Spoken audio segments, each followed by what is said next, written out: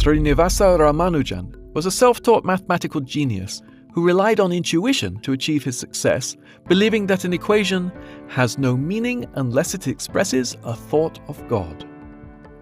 While his colleagues meticulously reached their results via proofs, Ramanujan made significant contributions to the theory of numbers, infinite series, continued fractions, elliptic functions, and many more, based on inspiration from dreams and visions.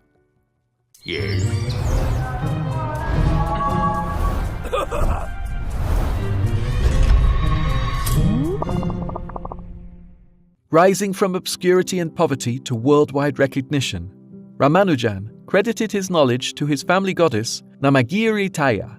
With no formal training in mathematics and unconventional methods for achieving his results, few could explain his brilliance, and his work continues to amaze over a century later. Srinivasa Ramanujan Iyengar was born on the 22nd of December 1887 in Tamil Nadu, a state in the south of India. He was raised an Orthodox Hindu, and his mother educated him on Brahmin culture, which he followed his entire life. His prowess in mathematics stood out from an early age. He was achieving the best exam scores in the district and mastering advanced trigonometry by the time he was 13, and was solving cubic equations at 15, developing his own theories and solving the quartic function in algebra. But the true awakening of his genius was when he was 16 and came across a little-known book titled A Synopsis of Elementary Results in Pure and Applied Mathematics by G.S. Carr. Carr presented 5,000 theorems, largely without proofs, the logical assertions to support a conclusion, and this seems to have encouraged Ramanujan, who was completely self-taught, to pursue his own work and produce it in the same way, based on feeling above all else. He independently investigated the Bernoulli numbers, and his peers were in awe of his ability, barely able to understand him due to him lacking any formal training in pure mathematics. Graduating in 1904, Ramanujan received a scholarship for college, but he soon lost it after his devotion to mathematics made him neglect his other subjects. For the next 2 years, he had similar academic struggles and was extremely poor, often close to starvation. He continued to study and research independently, writing many of his results and findings in a series of notebooks which are still studied to this day. On the 14th of July 1909, Ramanujan married a 10-year-old girl named Janaki, who his mother chose for him. Not long after, he developed a hydrocele, a condition in which fluid becomes blocked in the scrotum, but he was unable to pay for the operation to treat it. He had to live with the condition for months until January 1910, when a surgeon agreed to do it for free.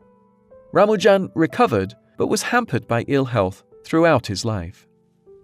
By the end of the same year, he was sick again and, fearing for his life, handing his notebooks to a friend to pass on should he die, though he would make a full recovery. Ramanujan's luck would change when he met the founder of the Indian Mathematical Society, V. Ramaswamy Iyer. He introduced him to prominent members of the mathematical community in Madras, including R. Ramachandra Rao. Rao initially considered Ramanujan to be a fraud, given his unusual methods and lack of proofs in his notebooks, while others were impressed but didn't understand the work due to its lack of clarity. Finally, he met with Rao and was able to convince him of his ability. Suitably impressed, Rao agreed to financially support him, allowing him to continue his research and giving him to publish his work for the first time in the Journal of the Indian Mathematical Society. Ramanujan got a job as an accounting clerk in 1912, where he often breezed through his work, using his spare time completing mathematical research at his desk. With the help of Iyer and Rao, Ramanujan started to write to various British mathematicians in early 1913, sharing his work. And while most either ignored his letters or were unimpressed due to his lack of formal education, the British mathematician G.H. Hardy was stunned. Like Rao, Hardy initially assumed Ramanujan to be a fraud. While some of the results he already knew, others he could not comprehend, and they were so shocking he deemed that they must be correct, because no one would have the imagination to invent them. Hardy showed the letter to his colleagues, who were equally impressed, and the following month wrote back to Ramanujan, trying to arrange for him to travel to England. However, Ramanujan declined. Due to his Brahmin upbringing and the Kalapani belief of Hinduism, it was considered taboo to leave the country for foreign lands. Instead, he gained a scholarship at the University of Madras in May 1913 so he could continue his research. But Hardy refused to give up and again asked Ramanujan to consider coming to England. This time, much to his surprise, he agreed. Apparently, his mother had had a dream in which their family goddess, Namagiri, appeared and commanded her to allow the trip so her son could complete his life's purpose, which Ramanujan was happy to follow. On the 17th of March 1914, he travelled alone to England, leaving his wife Janaki with his parents, and arrived on the 14th of April. Upon his arrival, he showed Hardy the rest of his notebooks, and he was blown away by their contents, comparing his ability with great mathematicians of old, such as Jacobi and Euler. While they became fast friends, Hardy and Ramanujan did have conflicting personalities. Hardy was an atheist, devoted to mathematical proof and the traditional methods of pure mathematics, while Ramanujan was a devout Hindu and remained strongly guided by his intuition and self-taught methods developed back home. But this never got in the way of their collaboration during Ramanujan's 5-year stay in Cambridge, which proved very successful. In March 1916, Ramanujan earned a Bachelor of Arts research degree, a predecessor to the modern PhD, mostly for his work on highly composite numbers. He was elected to the London Mathematical Society in December 1917. Then, for his investigation in elliptic functions and the theory of numbers, he was elected a Fellow of the Royal Society on the 2nd of May 1918, one of the youngest men ever elected, and only the second Indian.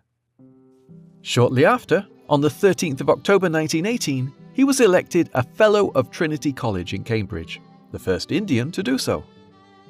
In the first few months after he moved to England, Ramanujan lived comfortably. But following the outbreak of World War I and the limitations of food rationing, he struggled to sustain himself on his strict vegetarian diet, and his health began to get worse. He spent much of his time in hospital from 1915 as his health deteriorated considerably. He grew depressed and suicidal, compounded by his lack of contact with Janaki back home, who his mother wouldn't allow to write to him, fearing she would distract him from his work. In 1917, his illness was diagnosed as tuberculosis, and he stayed in a sanatorium for treatment. However, we now know that this diagnosis was incorrect, and he actually suffered from hepatic amoebiasis, which often results from untreated amoebic dysentery, something he suffered from several times before travelling to England. But despite his failing health, mathematics still dominated his thoughts. On one occasion, while in hospital, Hardy took a taxicab to visit him and remarked how the taxi was numbered 1729, which seemed to him a dull number. Ramanujan quickly disagreed, explaining its importance as the smallest number expressible as a sum of 2 cubes in 2 different ways, a quite new insight. As a result, 1729 is now known as the Ramanujan number. With his health rapidly deteriorating, Srinivasa Ramanujan returned home to India on the 13th of March 1919, and, failing to get better, he died on the 26th of April 1920, just 32 years old. Only decades later, once his work was fully researched and proven, did Ramanujan get the recognition worldwide that he deserved.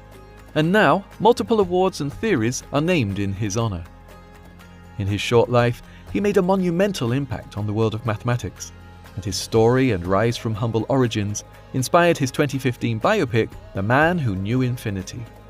The infinity it refers to is both the mathematical infinite series he researched, now known as the Ramanujan summation, but also his apparent access to knowledge from a higher power. Ramanujan believed his family goddess, Namagiri, was the source of his inspiration and genius, sometimes being inspired in dreams and sometimes in visions where complex mathematical equations unfolded before his eyes. But whether his genius was natural or supernatural, his importance to modern mathematics cannot be overstated. His ability is no better expressed than by his friend and mentor G.H. Hardy, who once said, "On a scale of 0 to 100 of mathematical talent, he would score himself 25. The great German mathematician David Hilbert, 80, and Ramanujan, 100. If you like our Day in the Life of series, don't forget to subscribe and check out our newest video here.